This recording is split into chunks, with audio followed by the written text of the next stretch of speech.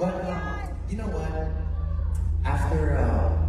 After reading the letter, I read the letter. Kagabi ko lang yan natanggap. I just got that letter last night. The other night? So after reading the letter, the one song that came to my head is actually a song that I recorded, and I think this next song fits perfectly with the situation that's happening between me and Miss B.